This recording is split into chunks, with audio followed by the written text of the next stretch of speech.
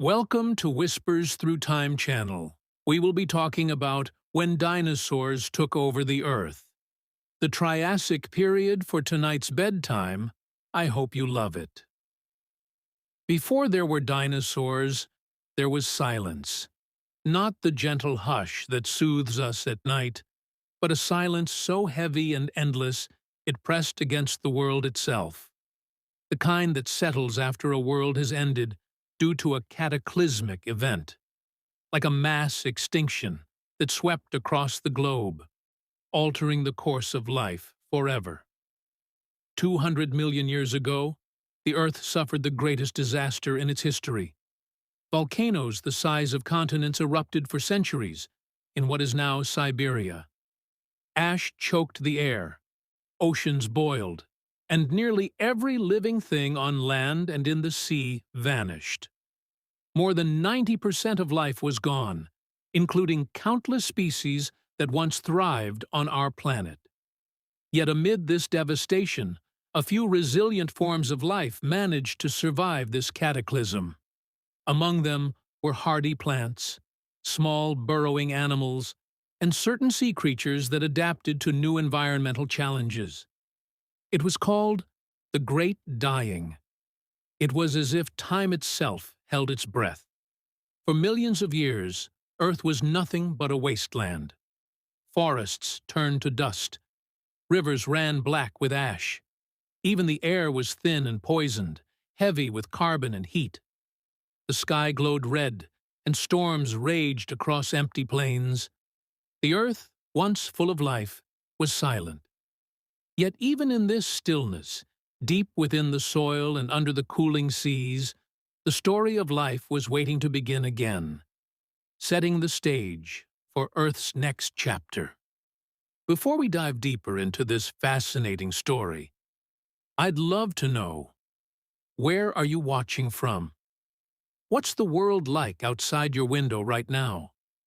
Maybe it's evening and you're winding down, or morning and you're just starting your day.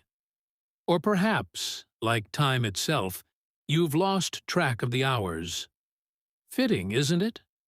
Talking about ancient times, while each of us sits quietly in our own little moment of it. If this journey feels soothing to you, if you enjoy wandering through history at this gentle pace, I'd be truly grateful if you gave this video a like or maybe subscribed. It helps this calm corner of the internet reach others who might also need a quiet space to marvel at the past. Now, let's begin. When the storms finally eased, the world that emerged was unfamiliar. Continents had drifted together to form a single giant landmass, Pangaea. It stretched from pole to pole, surrounded by one endless ocean, Panthalassa. The world was vast, dry, and unpredictable. Deserts covered its heart, and monsoon rains swept its edges. It was the Triassic Period, the first chapter in the age of reptiles, an era born out of the ashes of catastrophe. In the cracks of the dry earth, green returned. Mosses, ferns, and tiny conifers began to grow once more. With them came the first small animals, survivors of the Great Dying. These included early relatives of insects that adapted to the harsh conditions, resilient salamanders, and amphibians that found refuge in the New World. Among them was a humble creature named Lystrosaurus. It was no beauty, short, tusked, and low to the ground, but it was a symbol of hope.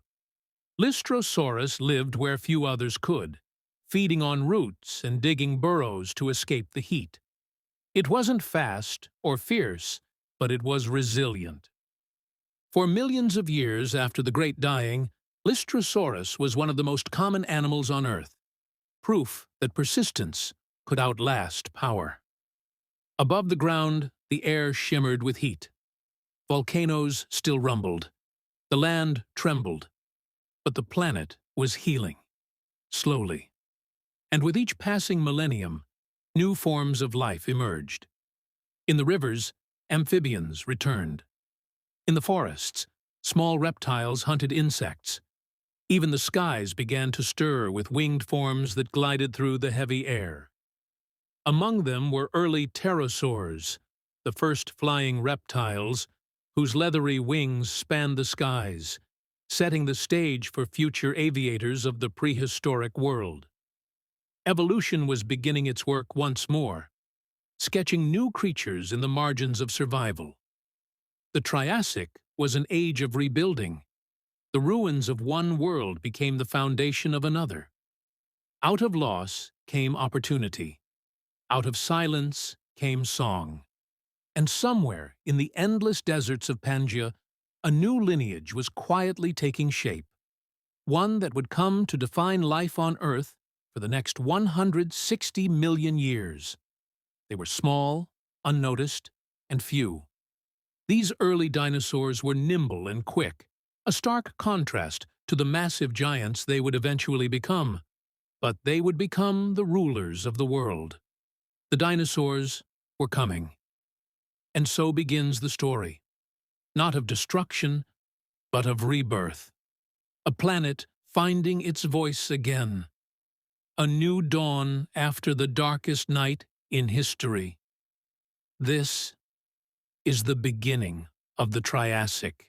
The silence that once ruled the earth was gone. In its place, the sound of life began to return. The whisper of wind through fern forests, the gentle trickle of rivers finding their paths again, and the first calls of creatures that had survived the great dying. The world was still harsh, yet it was no longer empty. Across Pangaea, life was taking its first cautious steps into the new age. The continents, still bound together as one, formed an enormous canvas for evolution. Pangaea spread across the globe, a supercontinent larger than today's Asia and Africa combined, underscoring its vastness and the monumental stakes at play during this era of transformation. The climate was unpredictable, long droughts followed by violent storms, but those that adapted thrived. The Triassic was a test, and only the resilient would endure. In the lowlands and floodplains, strange reptiles roamed. They were unlike anything seen before. Creatures part lizard, part crocodile, and ancestors to what would soon dominate the planet. Among them were the archosaurs, a name that means ruling reptiles. They were lean, agile, and alert, with powerful legs positioned directly beneath their bodies. This simple evolutionary shift changed everything. It gave them balance, speed, and endurance, allowing them to travel farther, hunt longer, and survive when others could not. These were not yet dinosaurs, but they were the blueprint of what was to come. In the dry riverbeds of what is now Argentina, approximately 231 million years ago, a new kind of creature stepped into the sunlight. Its name was Eoraptor, the dawn thief. Its name was Eoraptor, the dawn thief. Barely a meter long, it was swift and light, its slender body built for speed and surprise. It darted between ferns, eyes glinting, hunting insects and small prey. At sunrise, it became a true dawn thief, sneaking up on an unsuspecting lizard basking in the early light. Eoraptor was among the very first true dinosaurs, proof that evolution's next chapter had begun. But Eoraptor was not alone. In the same ancient valleys lived Herrerasaurus, a larger, more fearsome predator, nearly 3 times its size. It was one of the earliest carnivorous dinosaurs, equipped with razor-sharp teeth and claws made for tearing flesh. Its world was one of competition and constant change. Every meal was a battle, every drought a test. These early hunters would not remain small forever. Over the coming millions of years, their descendants would grow to dominate every land on Earth. The Triassic landscape was still a dangerous experiment in survival. It was a time when nature crafted countless designs, some of which thrived while others faded into obscurity. Among these fleeting experiments was the Etosaurus, a curious armored reptile that roamed the lowlands.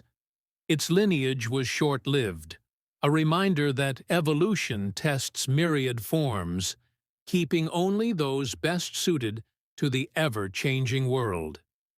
Great reptiles known as Rawasuchians stalked the plains, their jaws powerful enough to crush bone. Amphibians the size of crocodiles basked in the muddy rivers, while early mammal ancestors scurried in the shadows. Nature was testing ideas. Some would fail, others would define the next age of life. The air grew warmer. Rain carved new rivers through the deserts. Forests of conifers and cycads covered the edges of dry lands, and ginkgo trees swayed in the evening winds. For the first time in tens of millions of years, the world was green again. Where there was green, there was life, and with life came endless change. High in the canopy, small reptiles began to glide from tree to tree. Their skin stretched between ribs like fragile sails. One of these early experimenters in flight was Charovipteryx, a creature barely the size of a sparrow, with a triangular membrane between its legs. Its flight was clumsy, but it was enough to catch the wind, enough to plant the seed of an idea evolution would one day perfect. In time, gliders would become flyers, and the skies would belong to creatures who took that first leap. On the ground, life became more complex. Early reptiles learned to regulate their body temperature better, while their bones became lighter and stronger. These adaptations meant survival, and survival, in the Triassic, was the only path to power. From these survivors came the first great plant eaters, creatures that could digest the tough leaves of new forests. And behind them came the hunters, lean, alert, and relentless. The cycle of life was back.